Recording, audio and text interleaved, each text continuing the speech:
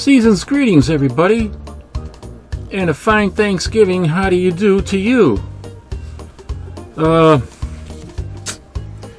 welcome to a comic book haul, random vlog, and other wonderful stuff. It's getting really tight down here. Anyway, I don't even know where to start. Well, let's see here. Let's start with some comics that I, recently picked up.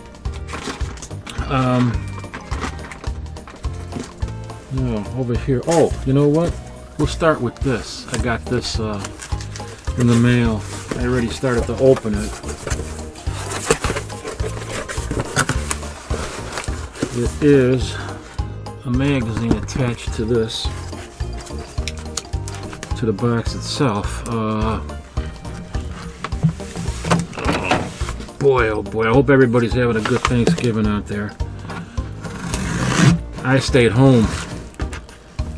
I was invited to the family, my wife's family and stuff, but my brother-in-law who's hosting it this year, he's the one brother-in-law that doesn't drink. He was an alcoholic, and so was his wife, so they don't drink. So if you go over there, you have to go in the closet, literally, to drink. And my nephew, well, no, my nephew, my wife's nephew, he calls me uncle. He came out of the closet as a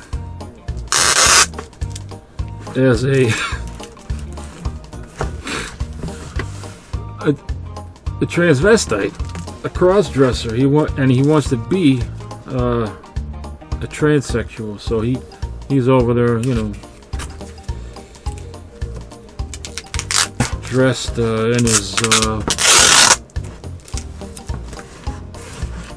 in his nice female clothing, and going by the name Minerva. Anyway, and then I got my other two brother-in-laws there. They like to drink, blow off fireworks, and scare the crap out of people. I would have went there. What a dysfunctional big family that would have been with me there as well. But after my parents died, I kind of lost the interest in a lot of the Thanksgiving stuff. But I am thankful for a lot of the friends I made here on YouTube. As a matter of fact, I had a text. I was texted by Tony, Why Not Art. We often, text each other once in a while. He usually initiates the texting, and he had some well wishes for me for Thanksgiving. So that's one thing I'm thankful for. I'm thankful for all the friends that I got here, and like Scott and Sherry, and all the great acquaintances that I made here. Tom, Hippies Collectibles, and Dr. Von Chilia, and Dr. Silver Age, and Sarge TD, and Back and Howlett, the Ghost Critic Mark,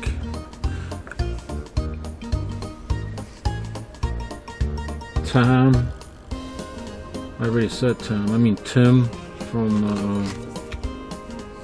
oh, this is a beautiful cover, Tim Howlermouse. Take a look at this, what it is. It's Frankenstein 21. I believe this is from 1973, and it's a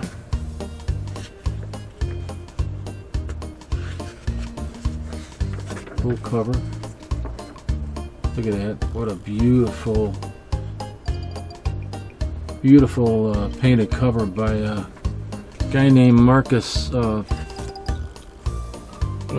Marcus Boaz, I think. Marcus Boaz. He called himself Marcus the Magnificent, believe it or not. Oh, got a signature right there. It almost looks like, like it would be Frank Frazetta, but signature, but it's Marcus. Boaz. And this cover depicts the 1973 film, The Golden Voyage of Sinbad, with special effects by Harryhausen, who was the master of special animated effects. In his time, he was just the greatest, and I think he's still the greatest master of animated special effects in movie history. I just love his stuff, and it's just a beautiful cover. And I received a bunch of magazines that I bought from a friend of mine up north. They're in a big box here. I haven't unpacked them yet. I did go, take some out and look at them, and then I rebagged and boarded them, but I still got a lot more to go through, and I'll be doing a video on that. And they're all horror magazines, and among them are a few Castle of Frankenstein magazines, and that inspired me when I bought those magazines from Scott. That inspired me to get this Castle of Frankenstein 21, which I never had but always wanted. Scott didn't have it, as far as I know, and so I'm happy to have this. It's just a beautiful painted cover. Marcus Boaz, Marcus the Magnificent.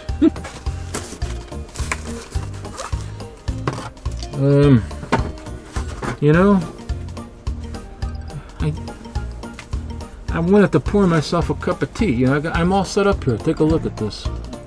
I'm going to try to be gentle moving my stuff around, but there's my tea. Being kept warm, in a cast iron warmer with a candle in there.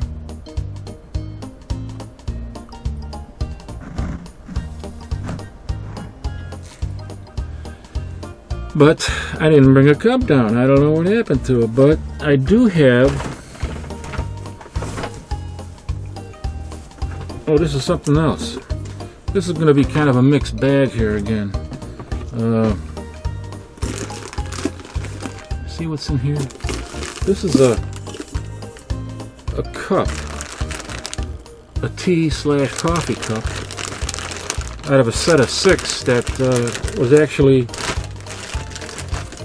given to me by my wife, who got them from her mother, and her mother got them from her mother, so to say. It's my wife's grandmother. These are over 100 years old. She lived to be 101.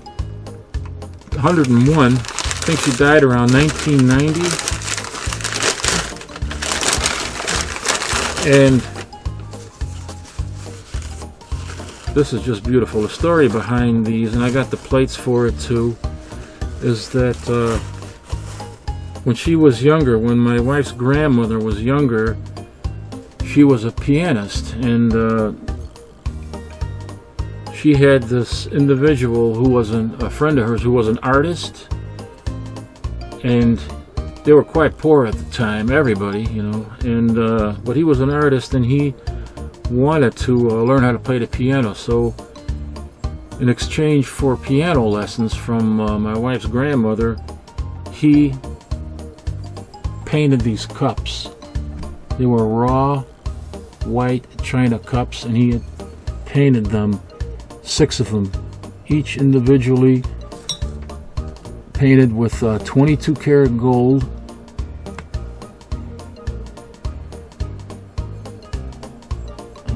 See that there? Just beautiful.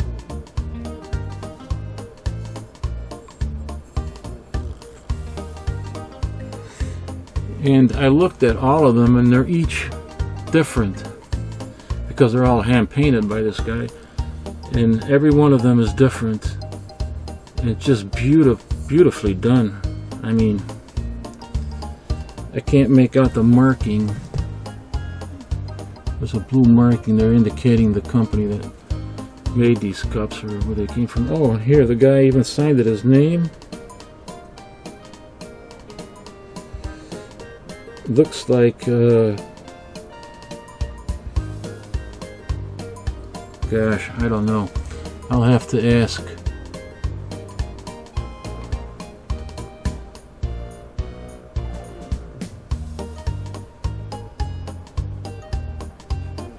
You can see it right here.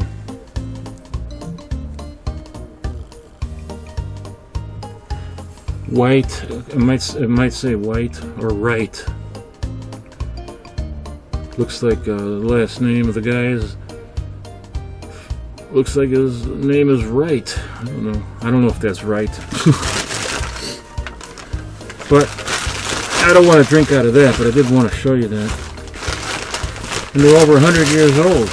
I don't know what the value is, but I have no intention of selling these, but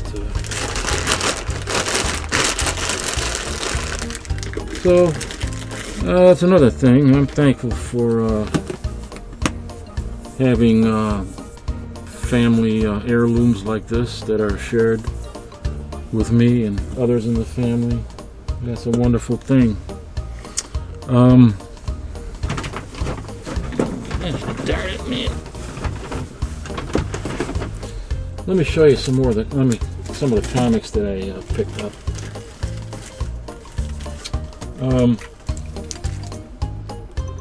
I have actually a bunch of these here. A few of these. This is one of the better copies that I have of adventure comics. 414. This depicts Supergirl Bondage cover with an appearance by this character called Vortex. I think he's a Green Goblin wannabe. And as far as I know, this was his first appearance and only appearance, at least this version of Vortex, because I think he dies in this issue. Then there's the cover is by I didn't make any notes. Oh god, man, how could I forget this now?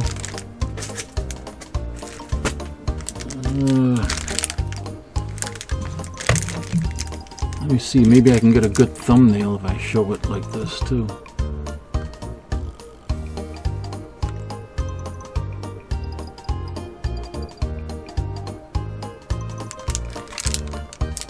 I think the cover is by Bob Oskner. No, Bob Oskner. Bob Oskner. That's who did the cover. Bob Oskner. And what's interesting though about this is there's a story in there. Well, Satana appears in here in a story called Tower of the Dead, and just the title alone reminds me of a Robert E. Howard Conan title. And it reprints the second appearance of Animal Man, Return of the Man with Animal Powers. And that story was originally by Dave Wood, I think. Dave Wood, the brother of Dick Wood, and also Bob Wood. Bob Wood, this Dave Wood's brother Bob was the editor and creator of one of the most notorious crime comics of the 1950s called Crime Does Not Pay, and it had some of the most brutal and horrific covers that eventually killed him when the Comics Code authority came into effect. That was one of the first comics to hit the bottom. But interesting thing about Dave's brother Bob is that he himself was involved in a horrendous murder that was very sensational at the time. I think in the late 1950s. I can't remember the exact year it was, but he had 11 days of drinking with his girlfriend, who was recently divorced, and they had spent like several days, I think 11 days, drinking and hanging out in the hotel room, and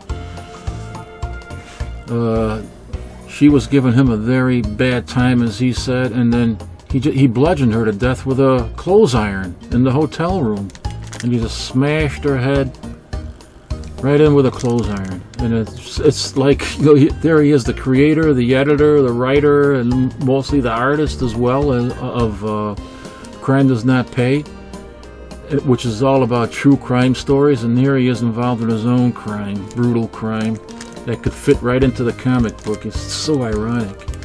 But that was Dave's brother Bob, Dave, who did the story, The Return of the Man with Animal Powers. Another interesting thing about this, now if you look at the right over here, sorry, I got tape on my finger because I cut part of my fingernail off. You see that? It's issue 414, number 414. But it's extremely difficult to find this comic book, Adventure Comics number 414, with this whole side of the page block still not cut off, you know, where you can actually see the number, the issue number, and you see everything here, the art, you know, intact, because they were producing, you know, spines that had, you know, the title on it like this. You can see it right there, print, all that printed wording there, and if it was out of alignment, it usually was pushed this way towards the end of the page block, and then that would take away a lot of the art, you know, cut away a lot of the art, and also the issue number. Let me give you an example here. I think I've got them right here.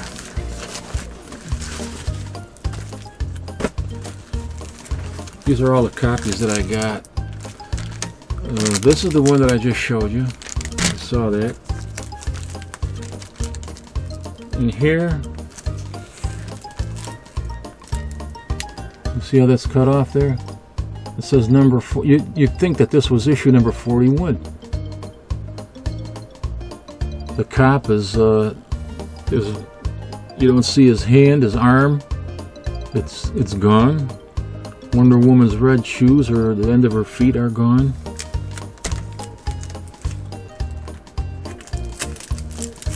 Here's another issue that barely makes the number 414. But let me see something here. It's still missing, you know, the cop's arm, and, you know, some of the very tip of not Wonder Woman, Supergirl's shoes. I said Wonder Woman before. I'm talking about Supergirl here. And over here's another example of that. It shows issue number 41. Completely cuts away the other 4.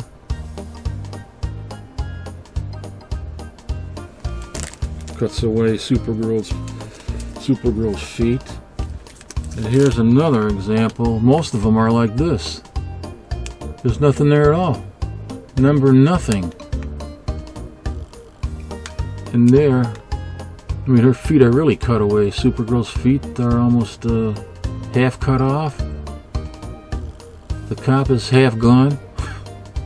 So it's very hard to find this in a nice, you know, higher grade with the art on the cover in complete, you know, true alignment, and the art all there and intact, and the issue number fully, being able to see it in full view, issue 414. So anyway, that's kind of interesting to me. But that happens to a lot of other issues as well, I think. A lot of different comic books. At the time, you know, they were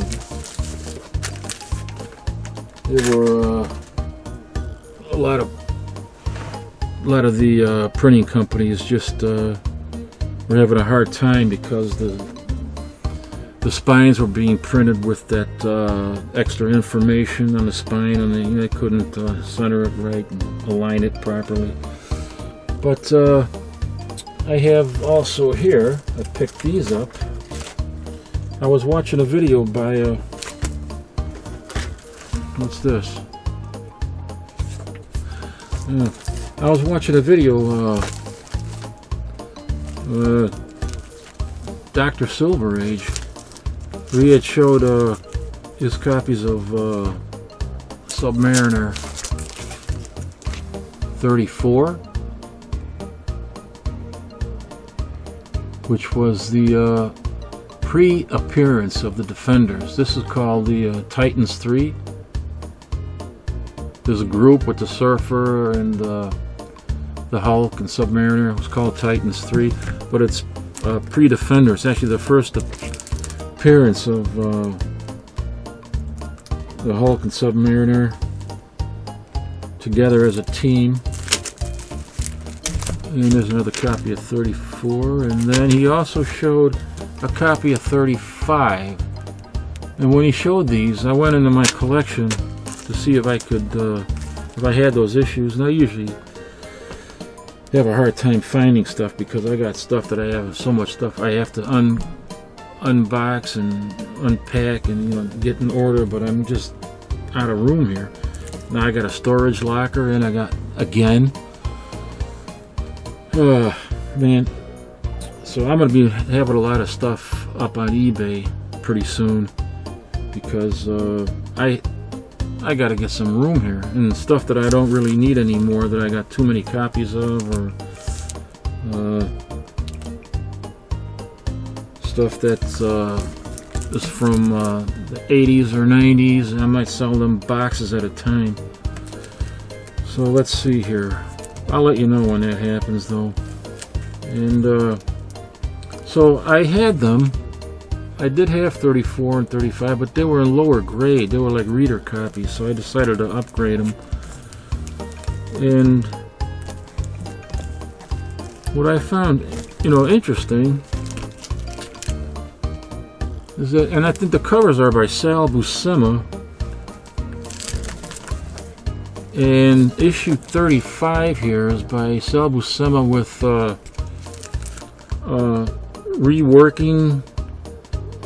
reworkings or alterations by Herb Trimpe. And what I really liked about this issue here, this is a nice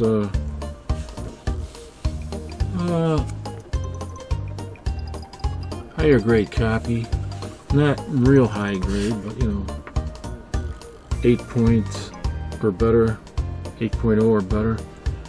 This was just so cool to see the Silver Surfer, the Submariner, and the Hulk on the Silver Surfer's board, and they're out there in space. What a great cover. And I gotta show you this here. I mean, this is just hilarious. To me, it was hilarious to see this this scene right here where it depicts them traveling in space toward Earth, and the Hulk looks like he is completely out of his element there. It was just hilarious. The Hulk on a surfing board. But that's essentially what it is. That's why they call him a Silver Surfer, But that was just, I thought that was just kind of funny there.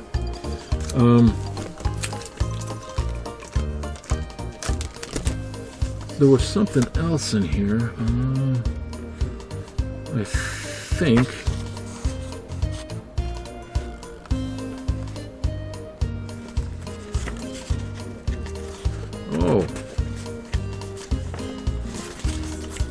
Oh, I was talking with Gimpy the other day. We had a live chat going on, a live video thing, and I showed him this, and this is an ad inside this issue that I thought would make a great, print a great poster print, maybe 11 by 17. And the monster here is taken from the Night of the Demon, I think, from 1950.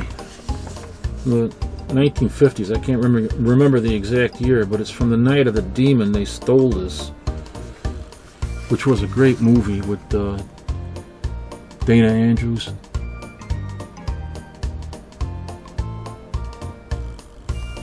And so, what I did, I went ahead and I went over to FedEx, and I do that with a lot of interesting ads in comic books. I like to blow them up into 11, or enlarge them into 11 by 17 prints, and then I save them for when I get a bigger house and I got a wall I can hang them on. I'm just crazy, man. Anyway, there it is. Isn't that cool? And you can frame them in these cheap little frames that cost like $2.50 if you buy 10 at a time from US Frame, I think the company is called. Or even less than that. But that's just interesting. The frames I'm talking about, let's see if I can get this thing out of here. I don't know if this is going to work or not, but without bringing the whole house down. Here's another 11 by 17, and this is the frame I'm talking about. These are like $2.50 you buy 10 at a time. It's just, or $3. It might be a little bit, more. They were $2.50, so maybe by now they're about $3 if you buy them 10 at a time. But this is just a cool ad. You used to see this ad everywhere, the Polaris nuclear sub. And at one time I had ordered this when I was a kid. I ordered it COD, and it came. My brother was home. I didn't have any money to pay for it. And he said, "What the hell did you get here? Did you order this?" I said, "Yeah, that's my submarine." And then he said, "Well, I'm not paying $7 for this thing. Are you crazy?" And I was begging with him, and he wouldn't pay for it. They had the postal worker had to take it back, but I almost had it. And this is from Adventures into the Unknown from 1967. I got this out of that comic book, Adventures into the Unknown from 1967. It was number 170 from 1967. I even put a note on the back here. I almost had it in 1965 or 1966. I almost had this thing. But anyway, that's the frame, and this is so cool. I mean, you don't see ads like this. It's a piece of history.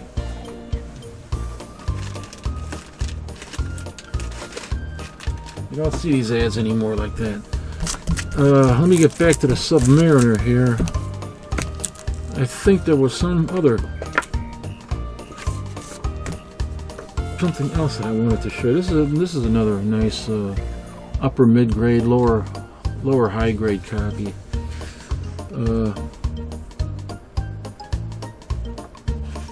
See, it's called Titans 3. That's a nice splash page.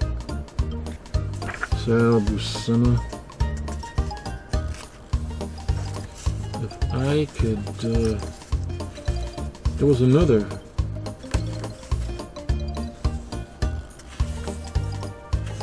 Bear with me for a moment here. That's all a lot of great artwork in here. I mean, just fantastic. Sal Buscema, much underrated, I think, man.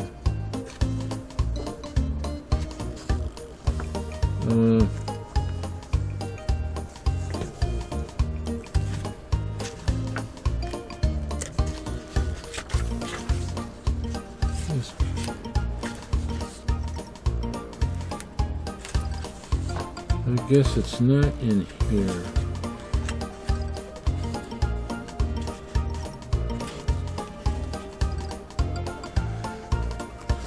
Now, here's some more of the artwork.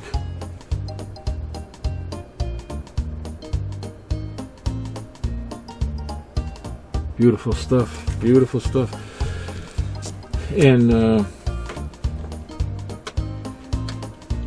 they're not that expensive. At least I don't think they are. So it might be worth picking these up.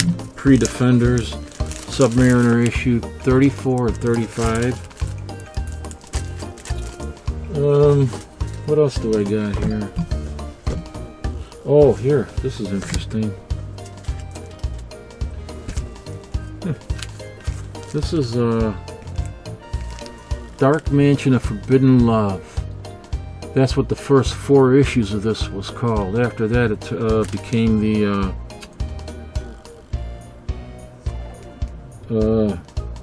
Forbidden Tales of Dark Mansion, or the Dark Mansion of Forbidden Tales of Dark Mansion, or the Dark Mansion of Forbidden Tales. Now I can't remember, but at any rate, this is the first issue of that series. It lasted 15 issues, and this cover here is by a guy by the name of I don't know if I can pronounce his name right. George Ziel, or Ziel, Z-I-E-L, and his original name was George Zielinski. George Zielinski. He was from Poland, and after the war, he immigrated to the United States and then changed his name. He shortened it to George Ziel. A lot of Jews were doing that, you know, because of the ongoing kind of, discrimination going on against, Jews and stuff here in this country at the time, even after the war and stuff. But so a lot of guys would change their name, but he was just a great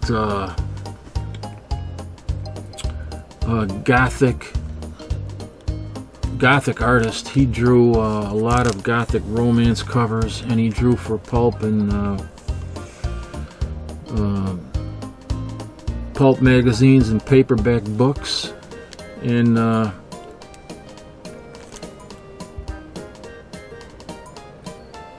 it's like, you can't, classic pulp, Gothic romance and supernatural horror comics that involve romance. I mean, not comics, paperbacks that involve romance and stuff like that.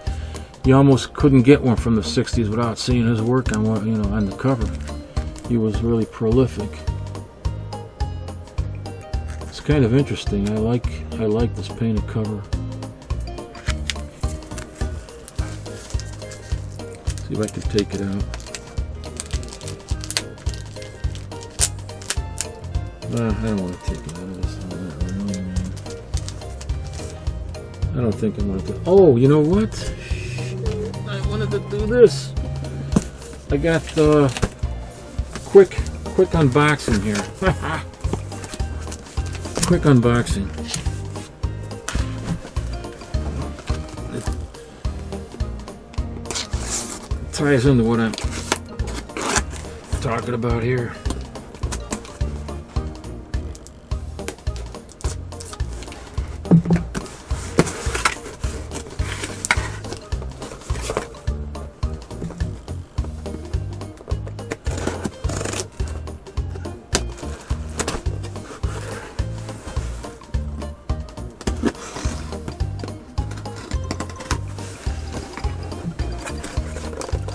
I got this all the way from Canada, from a guy in Canada.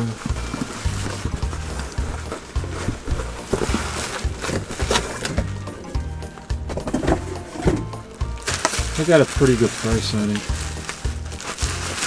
So, because this is a lower grade copy, it's like, so I can read it. And then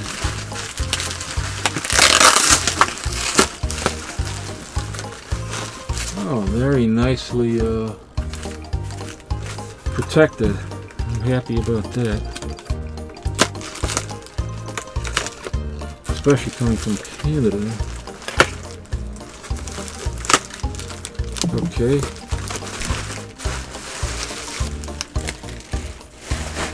Nicely protected in bubble wrap and very thick cardboard, layers of cardboard.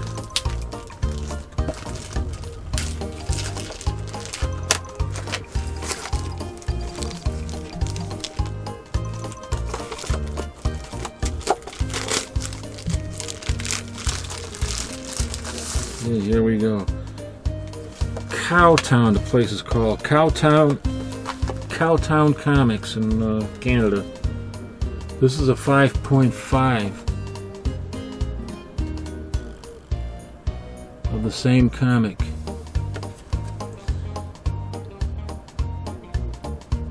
It doesn't credit the cover. It says Tony D. Zuniga art. Zuniga.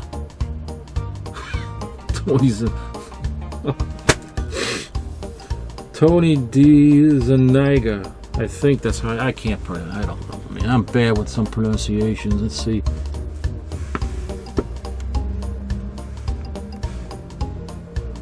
Sorry, people. I don't even think I can get the name clearly focused there. There. I almost had it.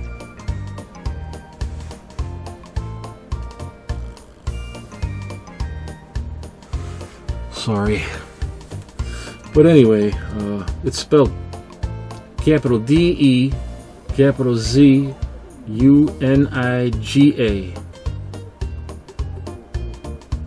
The Zung... what the heck? Why can't it just be Jones? Tony Jones. But that's just... I love that work by George Zelensky. Just beautiful stuff. I'm trying to get the whole run of Dark Mansion of Forbidden Love, and then of course with issue 5 it became Forbidden Tales of Dark Mansion, something like that. I can't remember. Here's another one I picked up. I always love this cover. Korax and a Tarzan. This is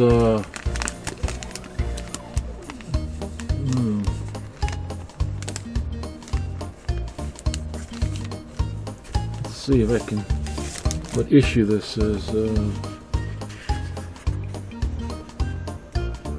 It's 1968. I was gonna say 67. It's Tarzan number 22 from 1968.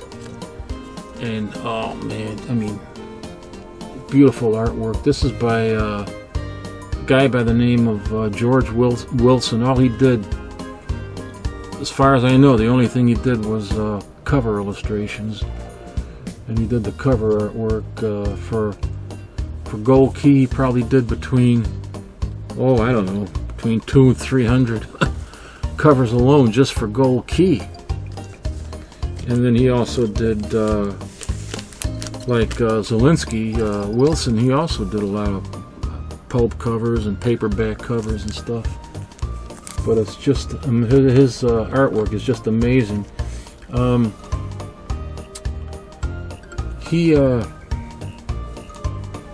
His biggest influence, and I think you can see it, you know, was Alex Raymond, who created Flash Gordon. That was George Wilson's biggest influence. And it's just amazing.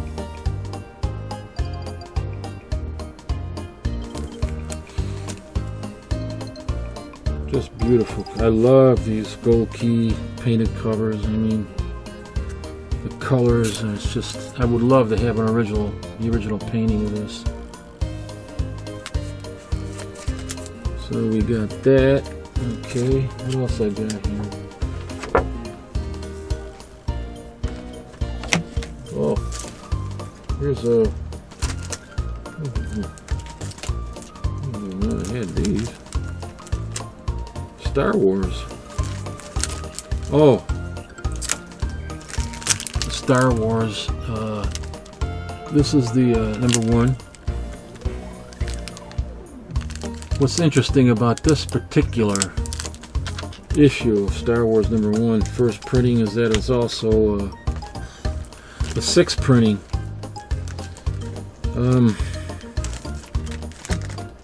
Because it has the it's a double cover is what it is. And God, where's my cup? I can't do this. I gotta hit. Well, I mean, I saw my cup. So shit, it's right there. It's right up there. I hate doing this, folks, but excuse me. Crap.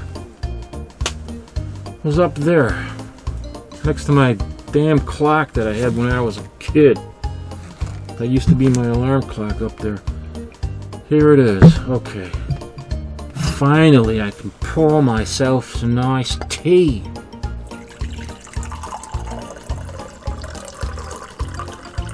Sorry, no Harley Quinn cup. I mean, no Harley Quinn tea kettle today. But I will put a little bit of this in there. It is Thanksgiving, after all, you know. I can put a little touch in there.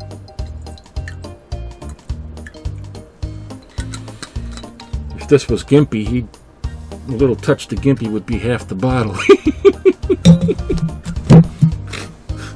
I'm just kidding. No, I'm not. Happy Thanksgiving.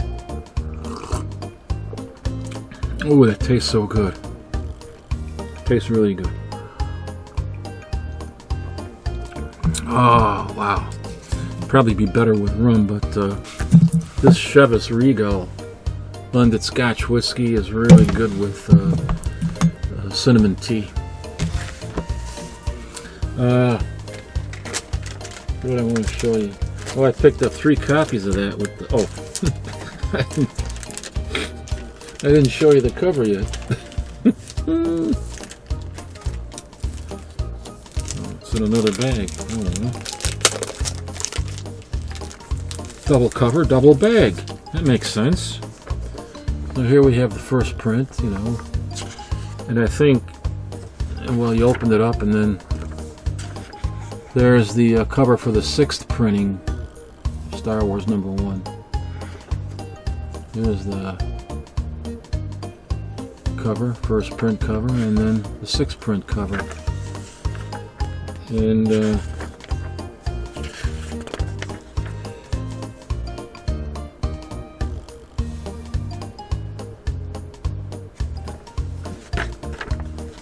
there's the indicia, and I don't see anything in there that indicates that it's anything other than the first printing.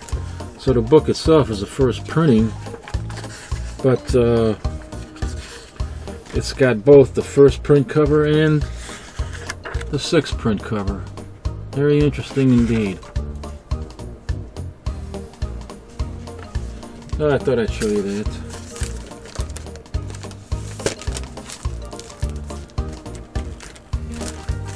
And I had picked up a few of these from one guy. I don't even think he knew it, that it had a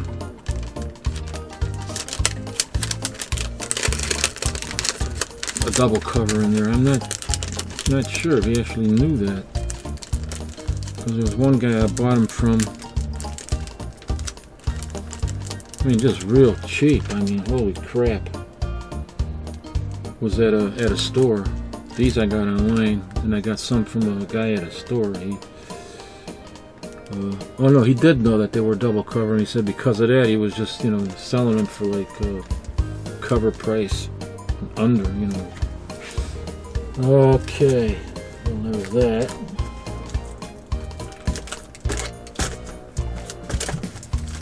Let's see what else I got here. Anything else?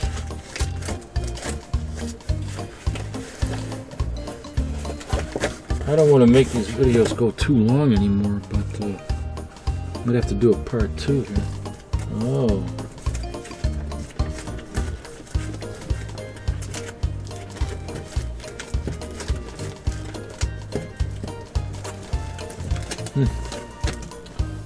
Oh, this I got too. I might as well open this one up too. I got this very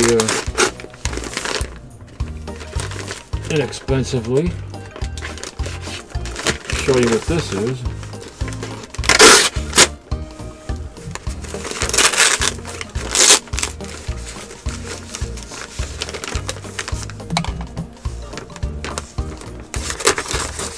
Whoops, almost cut off the family jewels. Ay, ay, ay.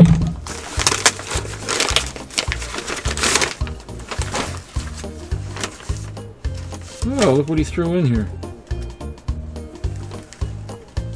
Little bonus, Star Trek. Deep Space Nine. The Cisco's. I was never a big Star Trek and Star Wars comic book fan, but a big fan of the movies. But for some reason, with this series, this Star Wars comic book series from Marvel, I'm really getting, you know, into the comics. But I never was when I was collecting them, you know, when I was collecting comics and I was younger and they were popular. I just never liked it. I don't know.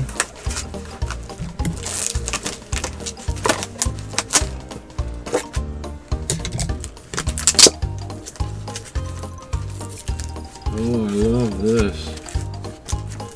I pre-ordered these, so I got a really good deal on them. A better deal from my own comic shop. Can you believe that? I got a better deal buying these online than I would have gotten in my own comic store.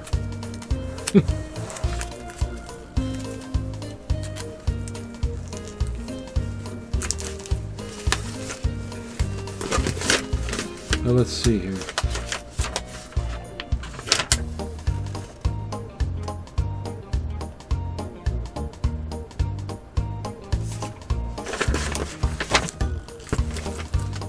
These are my copies. Batman. Arkham Knight Genesis. This is number 4.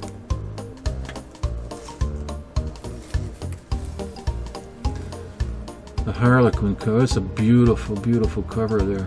I love this cover. Harley Quinn with lipstick in her mouth. Just putting it on the Dark Knight.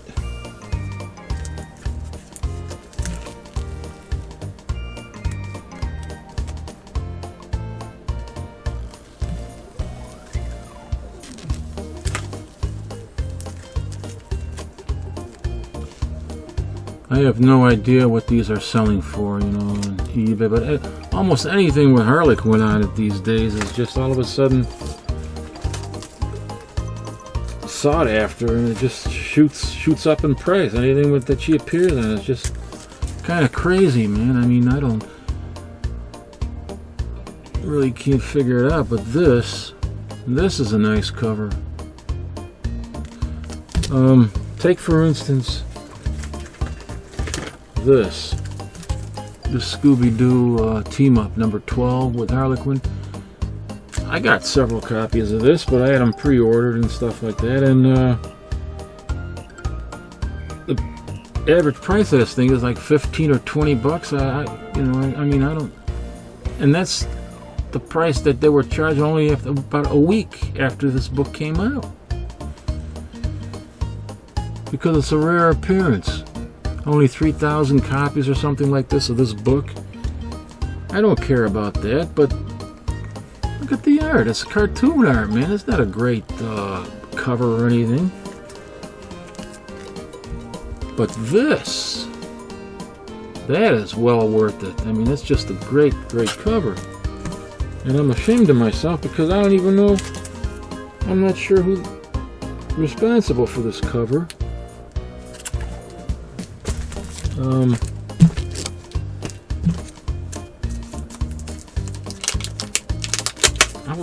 talking about this cover with one of the guys at the comic shop and had the name and I forgot, man. Tomasi? So? Who knows? Let's see here. I should know this, but I don't.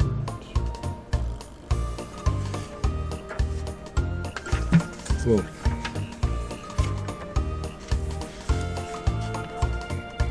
I hate it when they put the information on a page that isn't right there in the front. They put it anywhere and everywhere. There we go. Let's see. Art by blah, blah, blah. Story and words by Peter Tomasi. Art by Dexter Soy. Oh, cover, of course, yes. Stefan Sejic. Am I pronouncing this right? Sejic? Stefan Sejic. Man, beautiful cover. Love that. And another thing, sketch covers. Sketch cover of this. You know, if some sketch covers, you know, of different comic books sell for like 100 times, 50 times, 100 times the value after several months or a year, and I don't get it. Well, maybe not 100 times more, but you know, I mean 20, 30 times more, and you know, over the course of years, maybe a rare sketch cover signed might be 100 times above the cover price. But the sketch cover is just a sketch cover. It's black and white, and there's nothing particularly no redeeming quality to it. I mean, there's no colors to it or anything. It's just, I guess, rare because they don't print many of them. But that's such as the state of the market these days. And here are some freebies in this one too.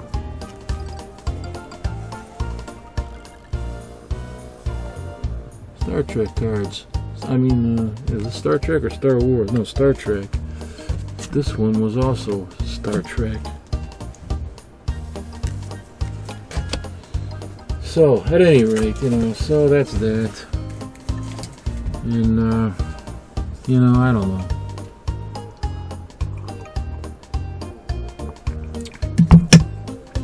I like to collect because the art is beautiful art, great stories. I like to, you know, collect and because of the sequential numbering, you know, it makes it, that's what actually made comic books collectible for the first time, you know, when they went into sequential numbering, you know. And following your favorite character, your favorite title, that is what I like to do. And if my main thing is the art. I mean, if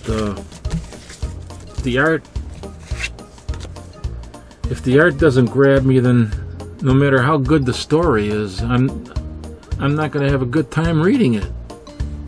Story and art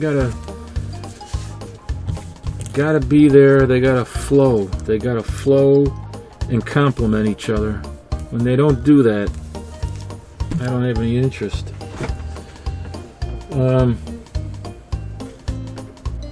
It's getting close to Merry Christmas time. Oops, I said Merry Christmas. Sorry. Merry Christmas, Merry Christmas, Merry Christmas, Merry Christmas. I'm being politically incorrect. What else do I got here? Oh, yeah, look at this. Oh, I can't show you all that stuff right now, but here. This is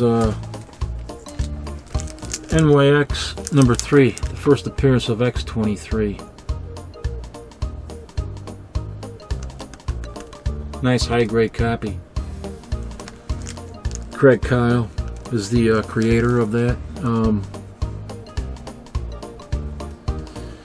He created the character in the X-Men cartoon series, the animated series, back in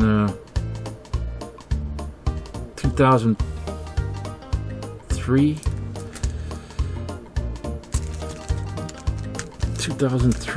2004? No, 2003, I think. It's called X-Men Evolution? No, X-Men Revolution? Or X-Men Evolution? Crap, I can't remember. I think it was X-Men Evolution or Revolution. It was back in 2003, and he created the character, and then it later became popular in its own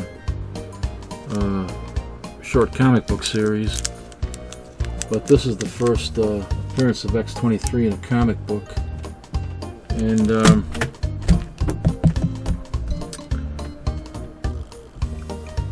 if you're one of those silly nillies that believes you have the first appearance of X-23 in a test tube in Wolverine number 80, you're just what I said, a silly nilly.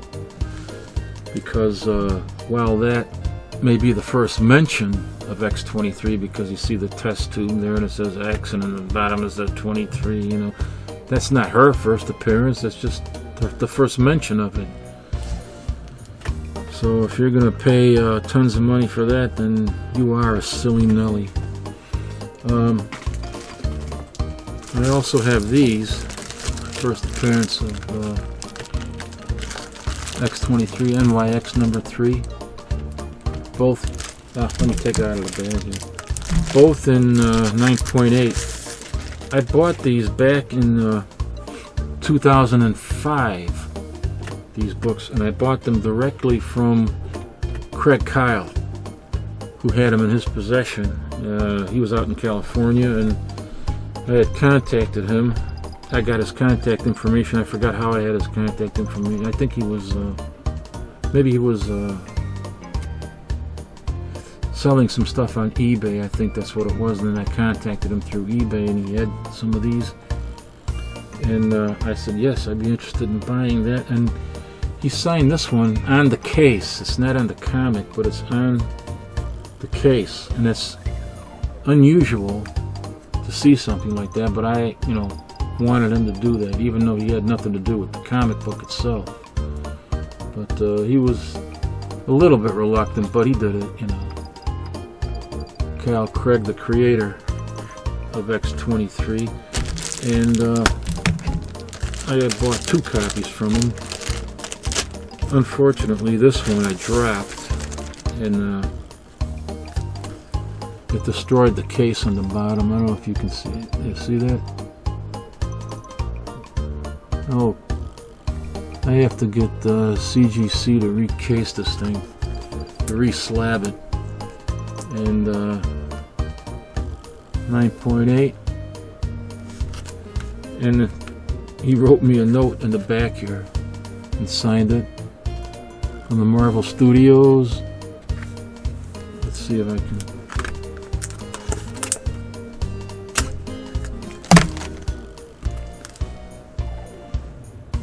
Kyle Craig. April 25th, 2005. I mean, Craig Kyle, not Kyle Craig. Said his name backwards. The Marvel Studios. Hey Hans, how's life in Chicago? And I'm not going to read the whole letter and stuff like that, the note that he gave, but I kept that. Keep it on the back of the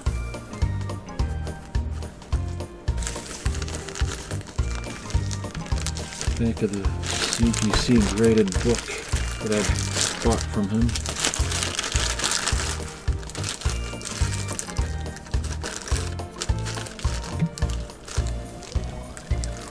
I thought I'd show that to you.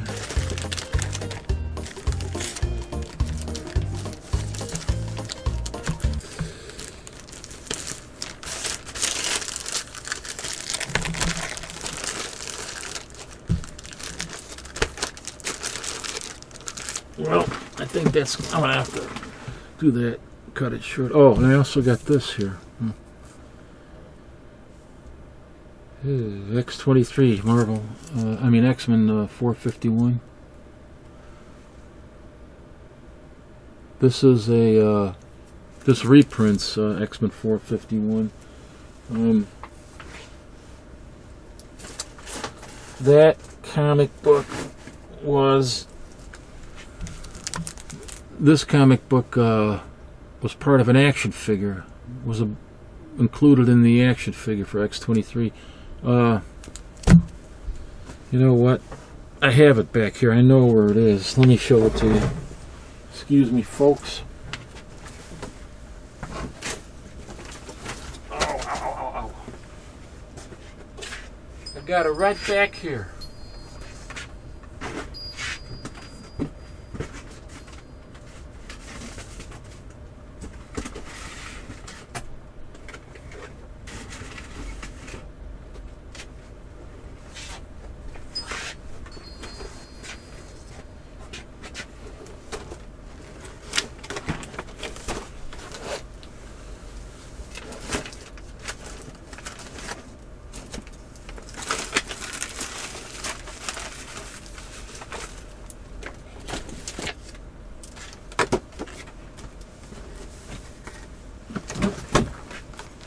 There's something interesting about these two action figures I gotta show you. They're actually two different versions. I didn't know that when I got these. But this is where the comic book came from. You can see here's a comic book right in there. X-23 action figure. I think this is from 2004 or 5. 2005. And take a look at her right there at the face. And this one, I thought they were both the same, but this one has a completely different face on it.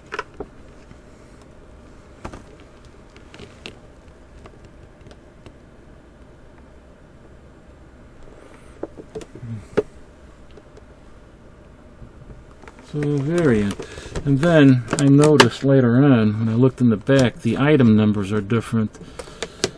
This item number is 71170, and this item number is 71143. So that's kind of interesting.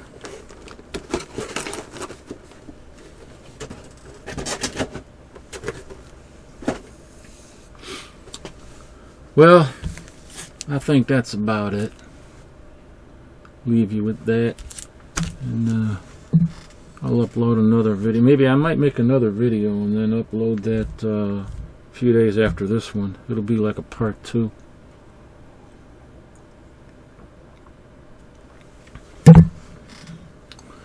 But at any rate, I want to thank everybody for joining me, and be well, be merry, be healthy, and I hope to see you guys very soon again. Take care.